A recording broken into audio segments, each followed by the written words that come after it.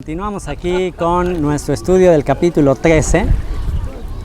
Estoy literalmente dentro del mar de Galilea, tratando de recrear la escena cuando Yeshua se subió a la barca y desde aquí les enseñó a las multitudes y les enseñó por medio de parábolas. Y sin parábolas no les enseñaba. Y en el estudio pasado reflexionamos en todas aquellas cosas que pueden evitar que tú y yo produzcamos fruto, cual a 30, cual 60, cual 100 por uno. Reflexionamos en todo aquello que puede identificarnos con la cizaña y fue nuestra oración y nuestro anhelo que cuando sean enviados los segadores, pues entonces nosotros podamos ser buen trigo, podamos ser trigo que produce fruto. Así que ese fue el tema del estudio pasado y hoy vamos a cerrar con las últimas parábolas: el tesoro escondido, la perla de gran precio, la red, tesoros nuevos y viejos. Y después nos iremos de aquí, del mar de Galilea, nos iremos a Nazaret. En este estudio nos vamos a ir a Nazaret. Presentaremos algunos aspectos muy interesantes de la vida de Yeshua en los tiempos en los que él vivió, una vida espectacular que trató de recrear y están tratando de recrear todos los aspectos de costumbres en los que vivió Yeshua. Así que el día de hoy tú y yo vamos a transportarnos como en una máquina del tiempo a los tiempos en el que él vivió y vamos a comprender mucho mejor las escrituras, las letras rojas, desde la perspectiva y en el contexto que él enseñó. Así que, bueno, pues vámonos a estas últimas parábolas, nos vamos a Nazaret y este será el programa del día de hoy en nuestro estudio de las letras rojas, el nivel avanzado, el Instituto Bíblico www.descubrelabiblia.org. Padre, te doy muchas gracias por tu palabra. Gracias, Señor, por todas las cosas que tú estás haciendo entre las naciones, por estos peces entre las naciones que tú estás trayendo. Te ruego, Señor, que me permitas pescar a muchos de ellos y que el significado de las parábolas no nada más sea entendido, sino sea aplicado en nuestras vidas. En el nombre de Yeshua. Amén.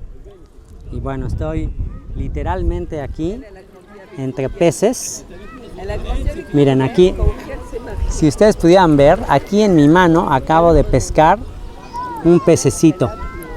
Aquí tenía en mi mano un pececito, porque aquí entre los pies tengo pececitos que andan rodeándome. Es increíble la cantidad de peces pequeñitos y de hecho mis hijos andan por aquí también. Le voy a pedir a uno de mis hijos que les enseñe los pececitos que pescaron. Dani, Eli, ven, enséñame un momentito.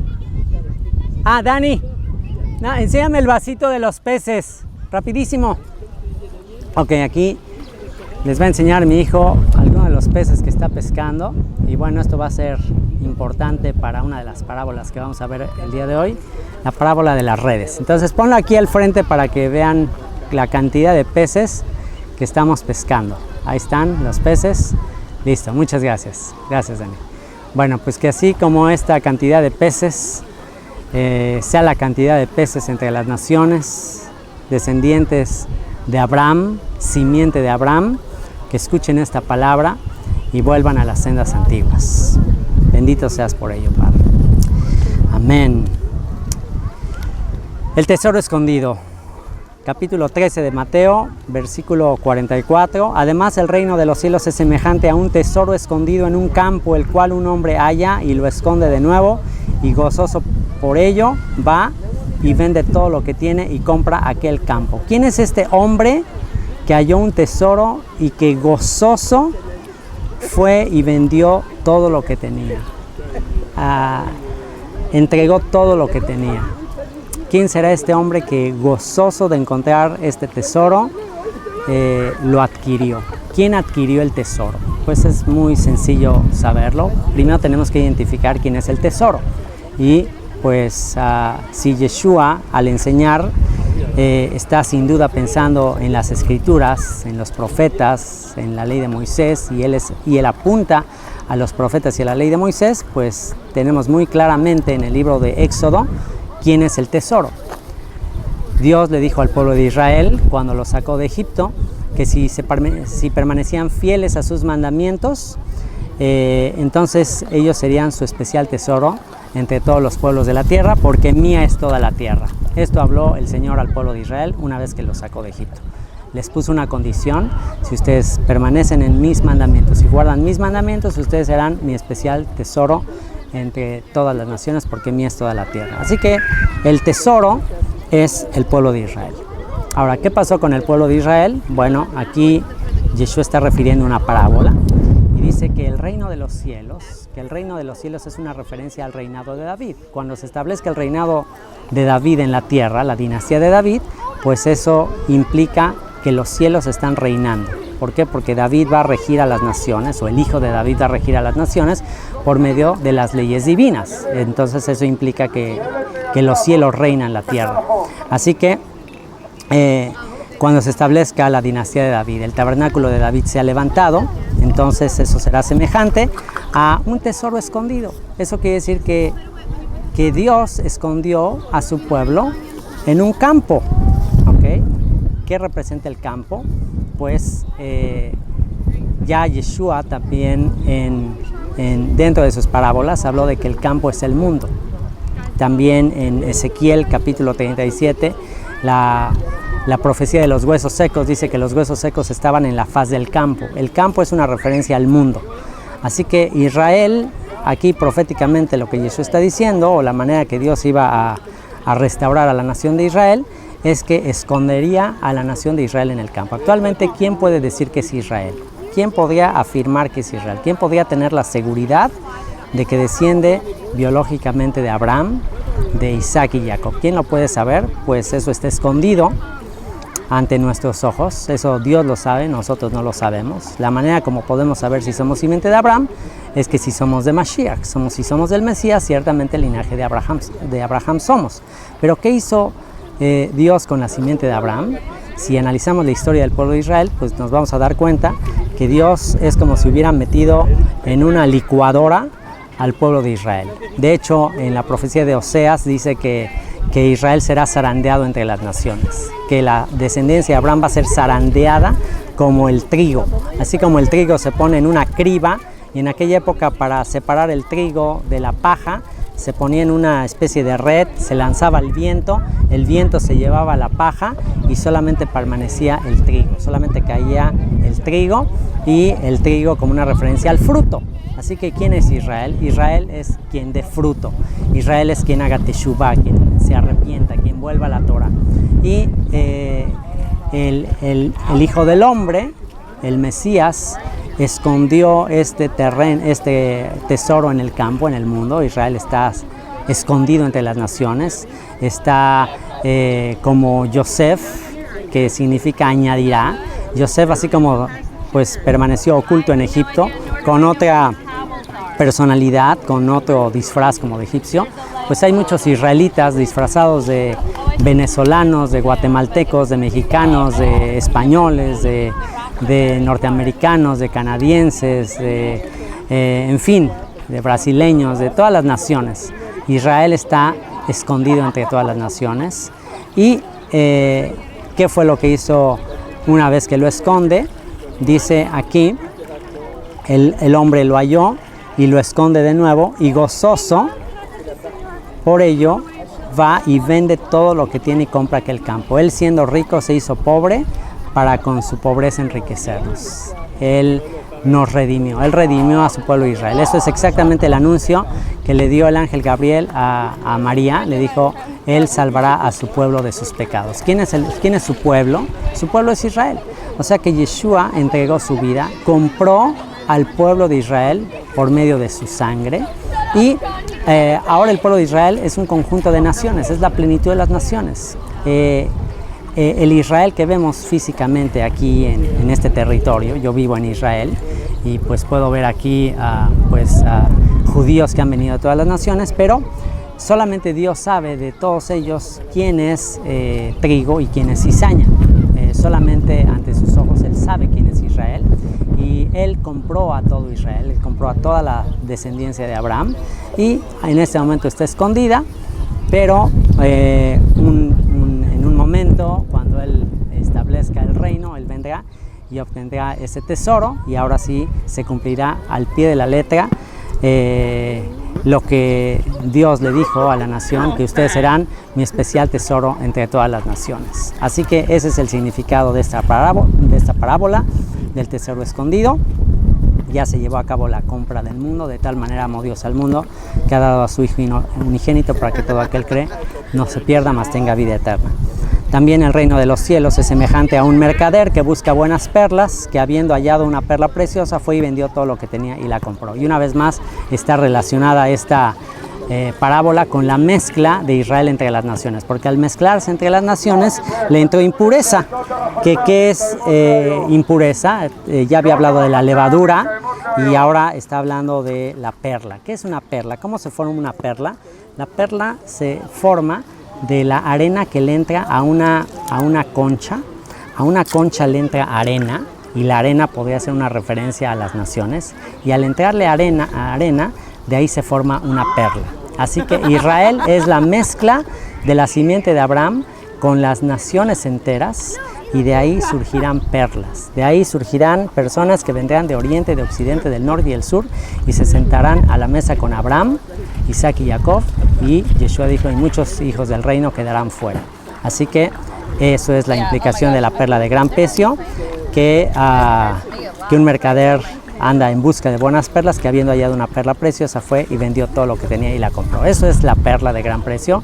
La perla de gran precio es la mezcla de Israel con la arena de las naciones, mezcla de simiente de hombre y simiente de animal, de la que habló el profeta Oseas, y de ahí surgirá gente obediente, gente que obedece al pie de la letra las enseñanzas de Dios a través de los profetas, a través del padre de la fe Abraham, que dejó su tierra y su parentela por formar una nación santa y escogida.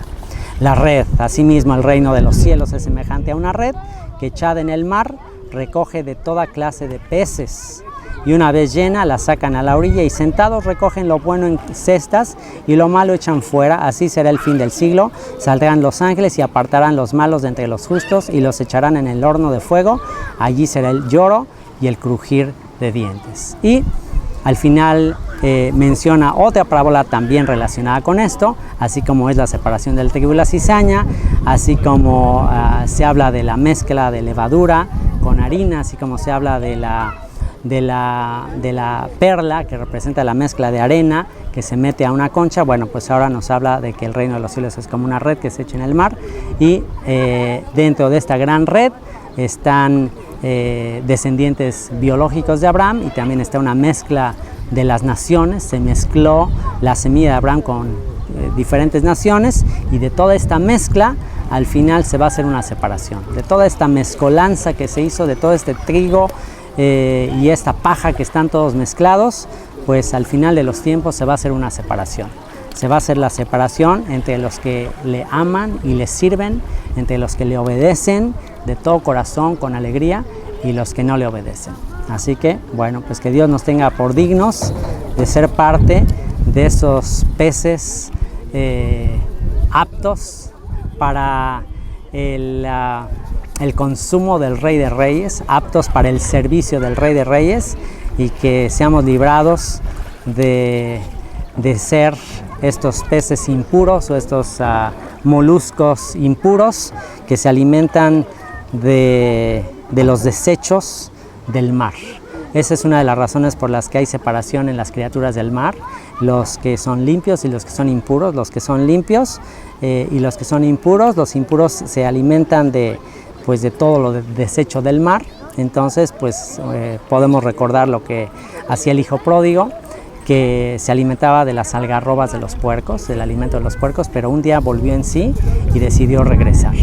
Así que aquellos que, como el hijo pródigo, deciden regresar y deciden dejar de alimentarse de las algarrobas de los puercos, de las lentejas, del plato de lentejas, si quieren profundizar, que podamos entender que estamos llamados a eso y que podamos ser separados para el reino cuando se establezca.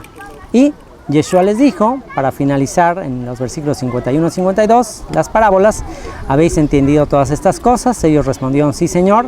Él les dijo: por eso todo escriba docto en el reino de los cielos es semejante a un padre de familia que saca de su tesoro cosas nuevas y cosas viejas. Siempre de las escrituras, a pesar de que se hayan escrito con anterioridad y a pesar de que sean cosas pues antiguas, viejas, seamos capaces de extraer enseñanzas nuevas, aplicables para los tiempos que vivimos. En eso consiste ser un escriba docto en el reino de los cielos. En eso consiste que tú y yo seamos tenidos por dignos para enseñar a las multitudes en estos últimos tiempos, en poder extraer tesoros nuevos de todos los tesoros antiguos o tesoros viejos que ya han sido establecidos. Si tú y yo podemos entender las palabras de los profetas, si tú y yo literalmente podemos entender el Antiguo Testamento y entender que el Antiguo Testamento simplemente es el anticipo del Nuevo Testamento, si tú y yo entendemos que el Antiguo y el Nuevo están llenos de tesoros y ahí está revelado el misterio del tesoro de Dios, que es Israel mezclado entre las naciones, entonces tú y yo somos llamados escribas instruidos. Si tú no eres capaz de extraer los tesoros del Antiguo Pacto, del Antiguo Testamento, y entender que el Nuevo Testamento y el Antiguo Testamento se complementan, entonces no eres un escriba docto en el reino y tenemos mucho que profundizar. Así que bueno, pues hasta aquí el final de las parábolas y ahora vámonos rumbo a Nazaret. Vámonos rumbo a Nazaret, a la villa recreada de los tiempos de Yeshua, y con eso cerraremos el estudio del día de hoy, del capítulo 13, las letras rojas, el mensaje definitivo de Yeshua para sus discípulos. Señor, te doy gracias por revelarnos todos estos misterios escondidos desde antes de la fundación del mundo. Vámonos a Nazaret. Bueno, pues estoy caminando en un lugar que es de los lugares más hermosos y especiales en el norte de Israel, y este lugar se llama la Villa de Nazaret. Es un lugar que fue reconstruido, o más bien fue recreado totalmente aquí dentro de la ciudad actual de Nazaret, donde vivió Yeshua la mayor parte de su vida. Toda la infancia, toda su juventud él la pasó aquí. Entonces lo que hicieron es recrear cómo sería la villa de Nazaret en tiempos de Yeshua. La gente que vive aquí, los voluntarios, todos visten como en tiempos de Yeshua.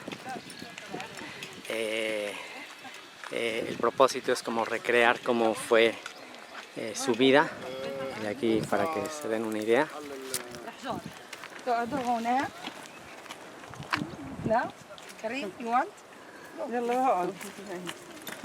Vean. Okay, this is the threshing floor. So this is where they used to separate the chaff from the seeds. They collect the wheat, Esto es put it in the donde, middle. okay. Esto es donde se separaba el trigo. Okay, they collect the wheat, put it in the middle, Ponían and la then paja. spread it in a circle way. Y aquí la dispersaban alrededor.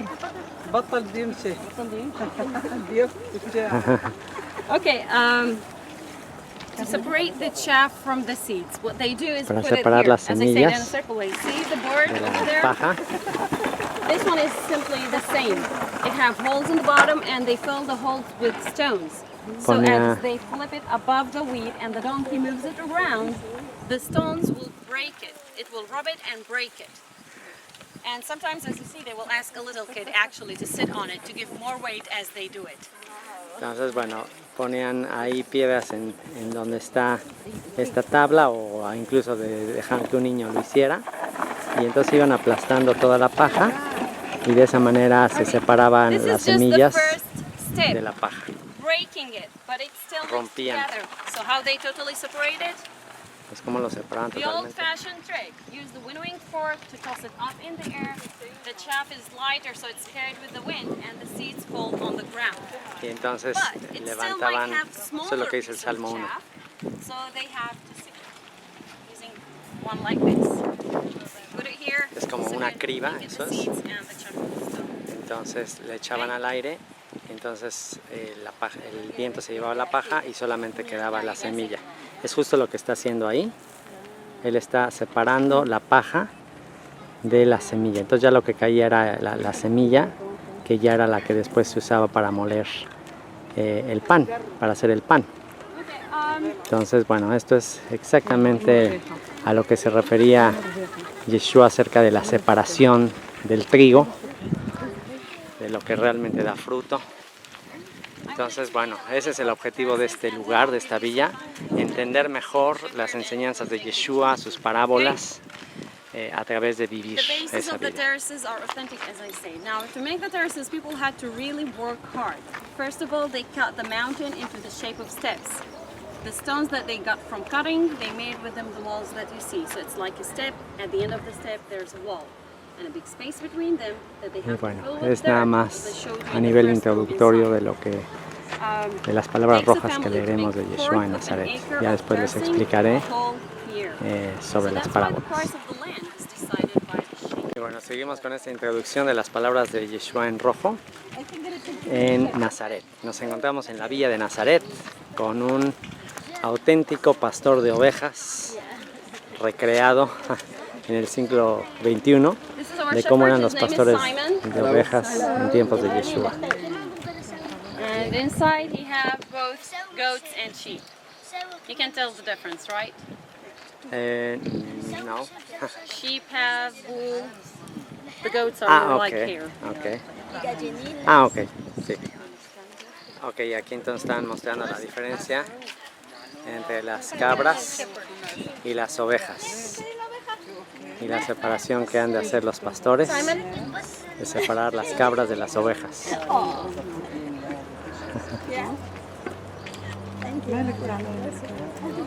One is رفيعين. Entonces, bueno, pues esta es la maravilla de estar por acá, porque haces un viaje como si te metieras a una máquina del tiempo. Como si te metieras a una máquina del tiempo y pudieses vivir la vida de Yeshua. Estamos en Villa Nazaret. ¿Cómo sería la vida en tiempos de Yeshua?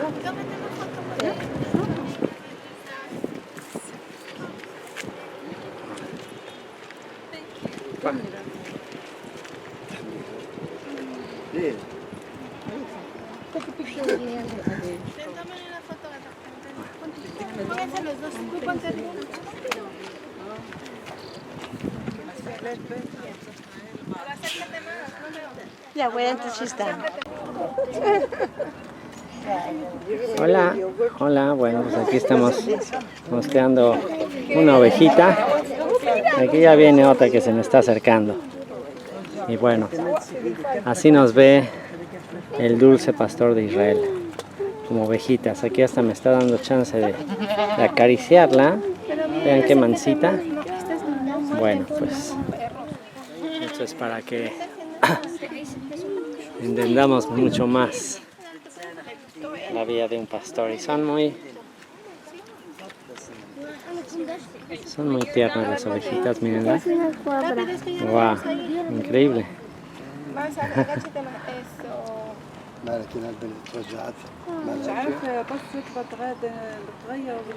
Esta es una recreación de la vida en tiempos de Yeshua.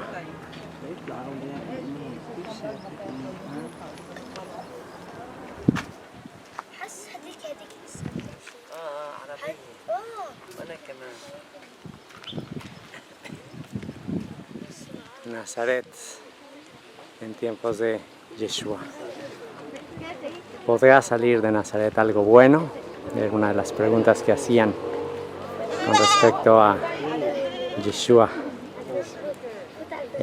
como el Mesías de Israel, el Netzer, el Netzer, que ahorita incluso nos explicaban algo que les quiero mostrar. Voy a mostrar este árbol de olivos que está aquí y por qué se le llamaba Nazareno, que viene de Netzer. Bueno, este árbol tiene aquí, como verán, unos retoños que están aquí en la parte de abajo. Estos retoños que están aquí en la parte de abajo se les llama Netzer. Estos de aquí. Es un retoño, un vástago que sale de ahí y que tiene que ver con la profecía de Isaías de que saldría un retoño de Jesse, el papá de David, y que él sería Netzer, el Nazareno. Por eso le llamaban así a Yeshua, como un retoño que surgió de la dinastía de David. Y bueno, aquí estamos viendo cómo era una tumba en tiempos de Yeshua. De hecho, esta tiene una piedra circular muy parecida a la que se usó en tiempos de Yeshua. Y ahí dentro se verían... ¡Ay, me estoy metiendo! Es una puerta muy bajita. Y aquí está donde se metían las cajitas que se llamaban osuarios.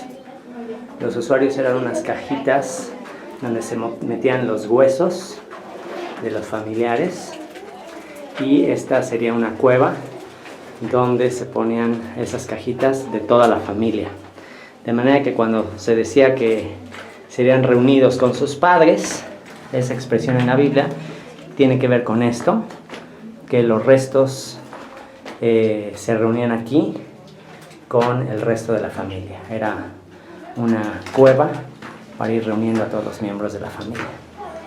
Así que bueno, pues estamos recreando cómo era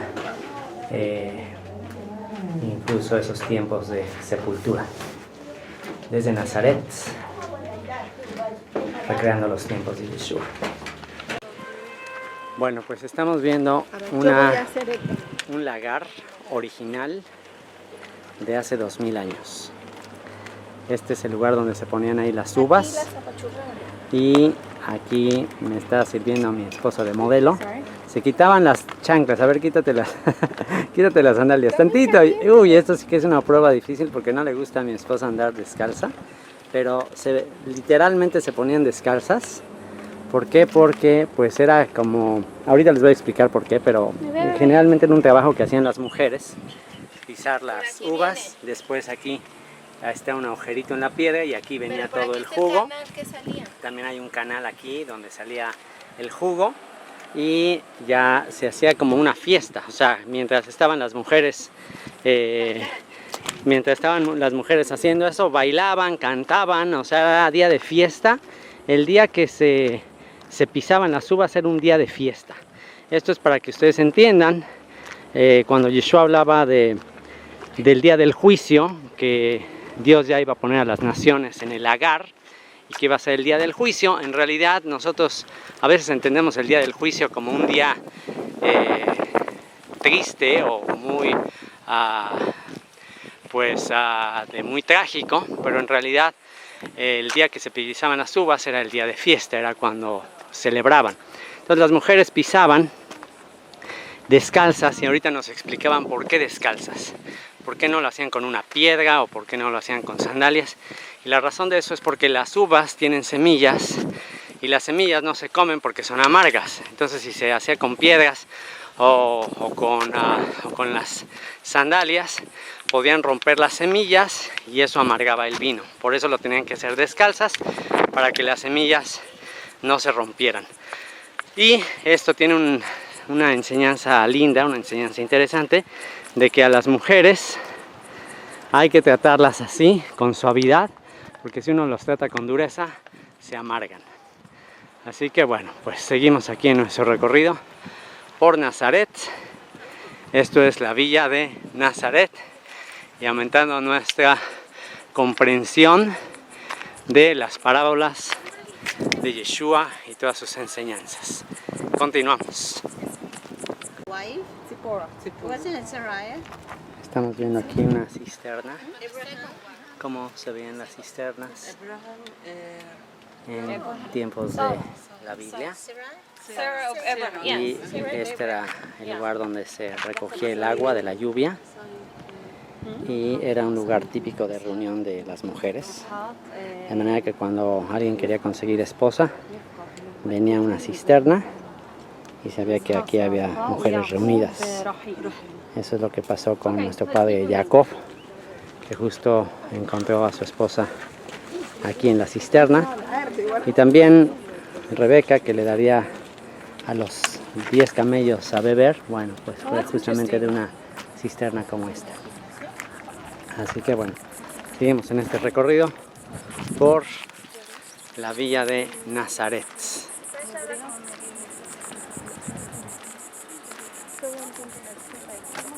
Todos estos son árboles de olivos, algunos de ellos muy antiguos. Y seguimos trayendo la Biblia a la vida diaria, a la vida real. Seguimos nuestro recorrido en la villa de This is Nazaret. our carpenter. Can you guess what's his Este es name? un carpintero, Joseph. Y justamente su nombre es Joseph. Es un carpintero local de aquí de Nazaret. Okay, I will first explain about the tool, the trade a little bit, and then I get to the tools.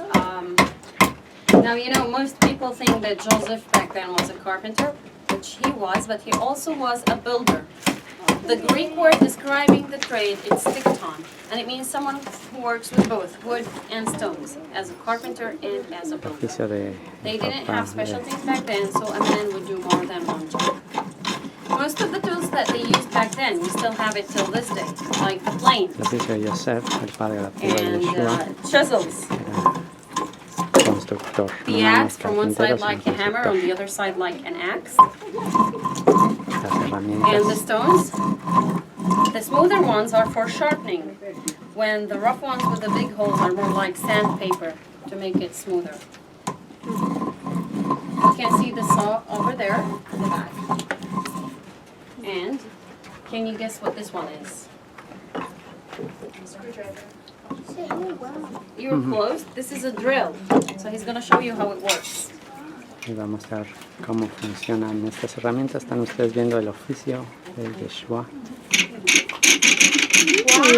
¡Ah, wow! ¡Qué ingenioso! Esos eran los desarmadores o los taladros antiguos. Para que vean que también sabían taladrar. Un taladro antiguo. Okay, most of what he does as a carpenter, they didn't have a lot of furniture, so Así only que no stools necesitan and shelves. electricidad So para- what he does will be tools for the farmers, hacer muebles. like the plow, the yoke, the threshing board. This one is broken, and the winnowing fork. You've seen it down. So mostly tools for farmers. And also one of his masterpieces is the loom for the weaver. So now we will be heading to the weaver's house, and we will explain about it. Thank you, Joseph. for having us. Gracias, Joseph. Joseph, Y bueno, can I se get a llama picture Joseph. with you? Y aquí podíamos ver Can I get a a- picture with you? This is working. al hijo de Joseph. Daddy. שלום ילד. איך קוראים לך? אתה מדבר? פיתה. ¿Ese השם שלך? Bueno, aquí tenemos al hijo del carpintero. Al hijo de Joseph, el carpintero. Wow, esto del taladro me impresionó, ¿eh? Increíble. Y bueno, ya entramos a una casa, como sería una casa de Nazaret en tiempos de Yeshua. Y aquí están incluso personas, esto es como la cocina. Aquí hay pan, como de tiempos de Yeshua.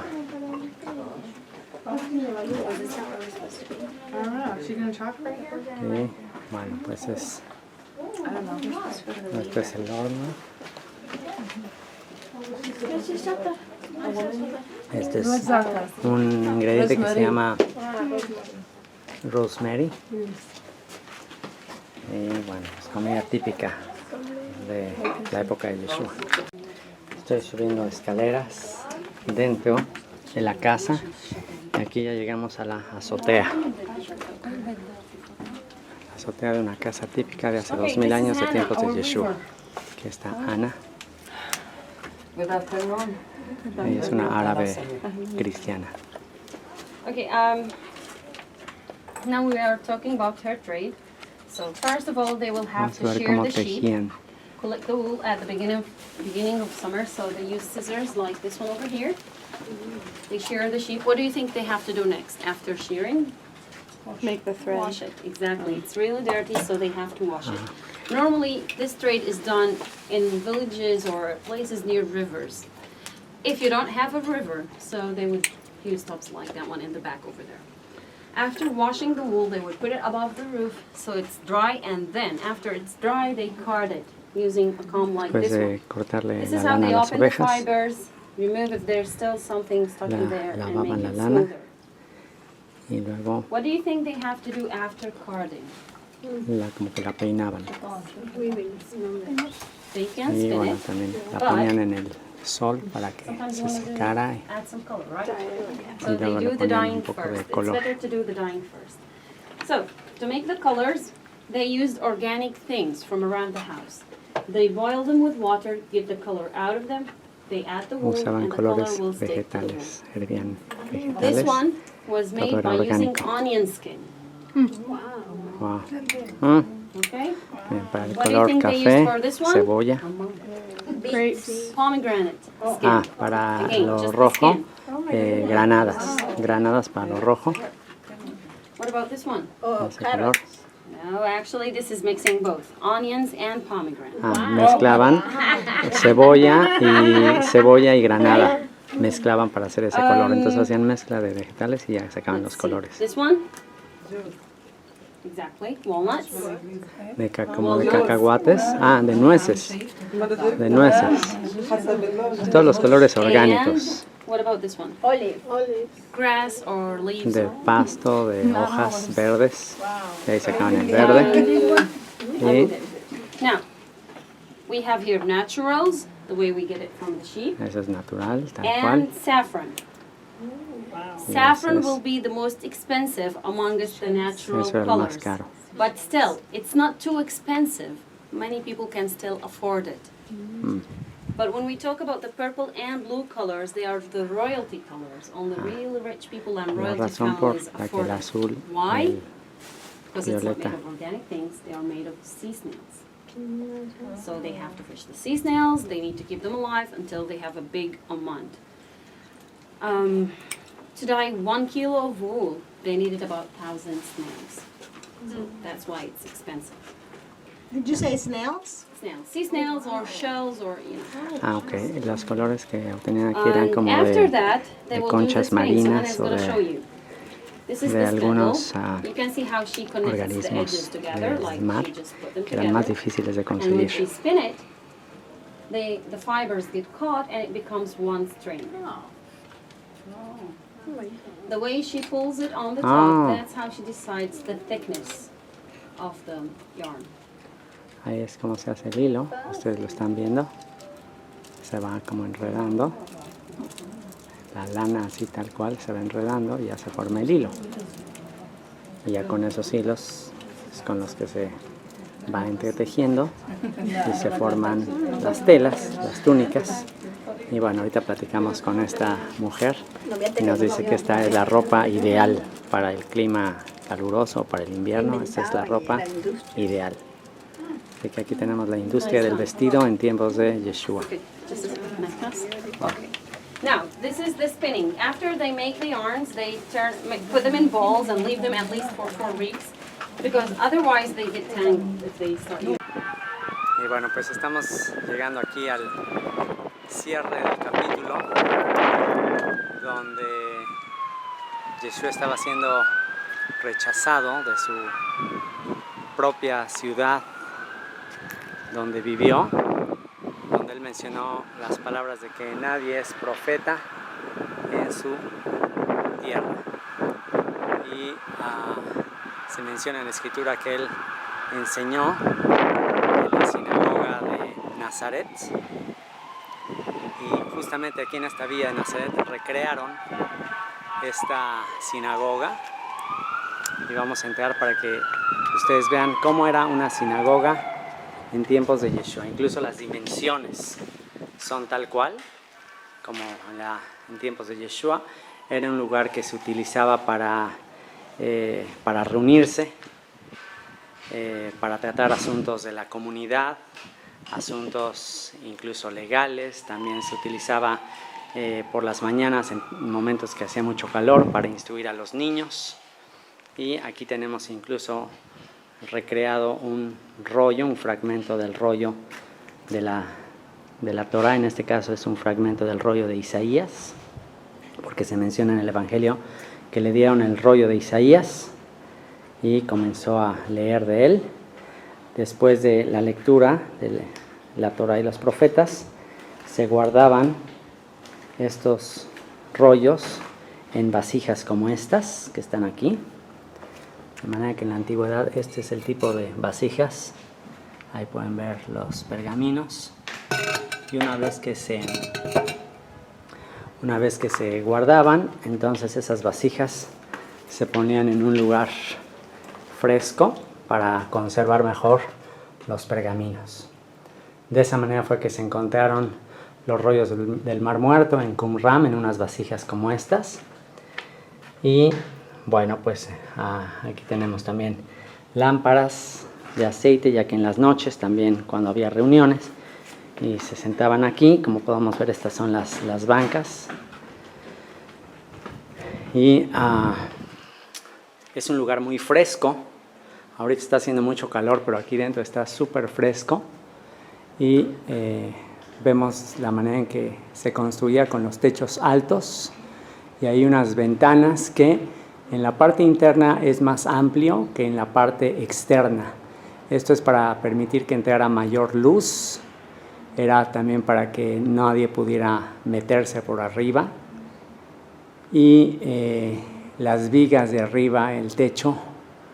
Esta era la manera de construir los techos. Con esto nos podemos imaginar el acontecimiento cuando se subieron a un techo de un lugar donde estaba, una casa donde estaba, y de ahí bajaron a una persona paralítica. Entonces todo esto nos ayuda a entender mejor cómo lo hacían. Y estando aquí en esta sinagoga de Nazaret, quiero cerrar con las letras rojas de este capítulo que voy a tomar. Y mientras lo leo, pensamos en toda esta vida que tuvo él y por qué es que la gente se enojó tanto. ¿Por qué es que la gente se enojó tanto con él aquí en Nazaret? ¿Por qué es que lo rechazaban? Bueno, aparte de que era tan familiar él en esta villa, y esa es una de las razones que más nos confirman, que son esas teorías absurdas de que se fue al Tíbet y que anduvo en un montón de lugares en su infancia, y todos los aspectos misteriosos de su infancia que aparentemente no se mencionan en las Escrituras. En realidad podemos deducir que sí tenemos una amplia certeza, por lo que dice el mismo Evangelio, de que él no pasó su infancia fuera de este lugar. Al contrario, era plenamente conocido en esta región.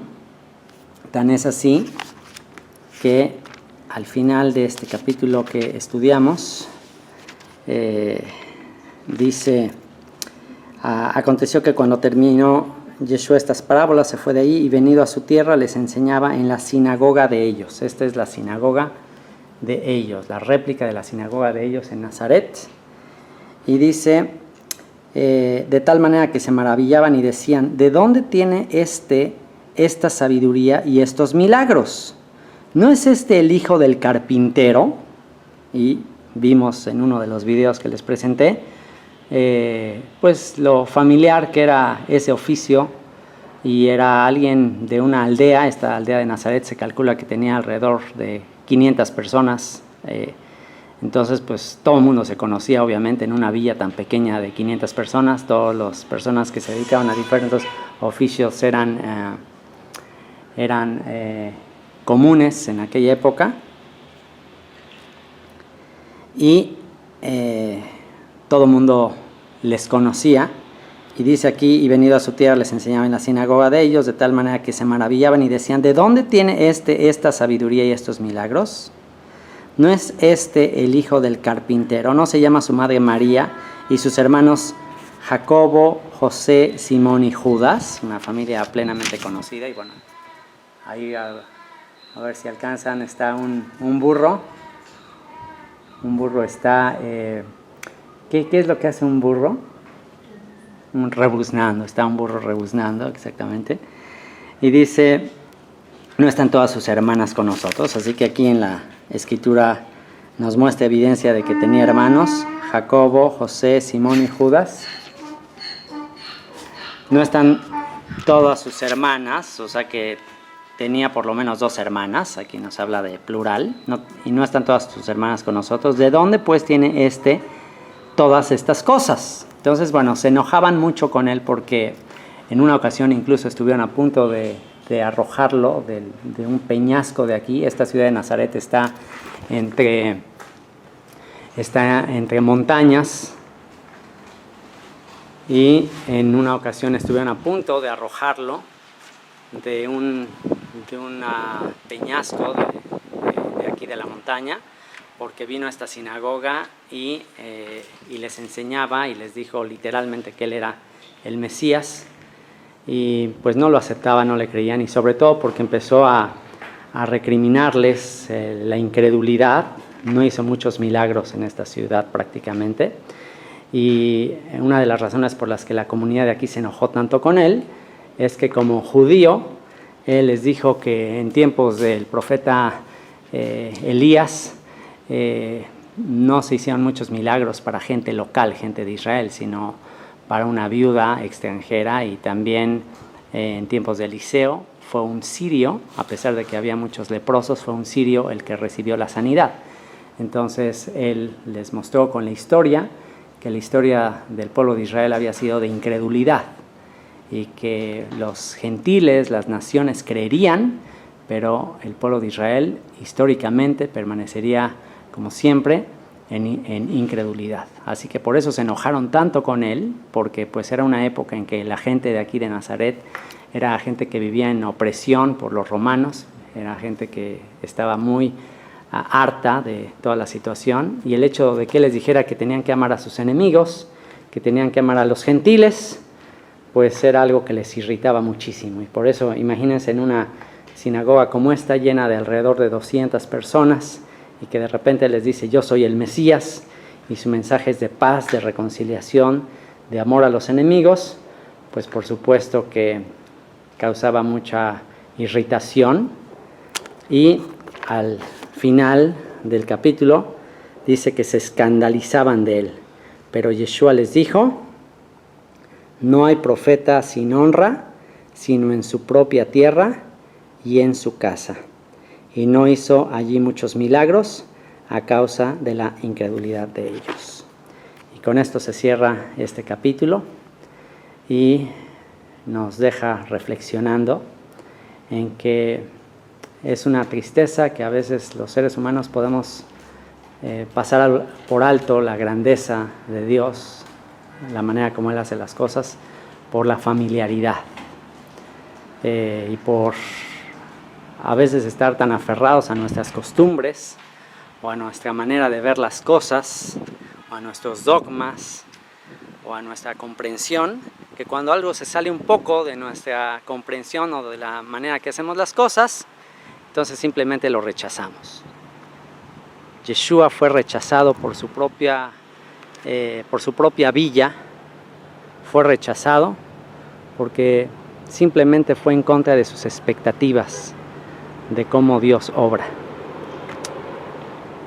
Que Dios nos ayude a entender que los pensamientos de Dios son más altos que nuestros pensamientos, sus caminos son más profundos que los nuestros, y que nos ayude a estar abiertos a la manera tan creativa y a veces quizás tan sorprendente y sencilla en que Él hace las cosas. de Nazaret saldría algo bueno.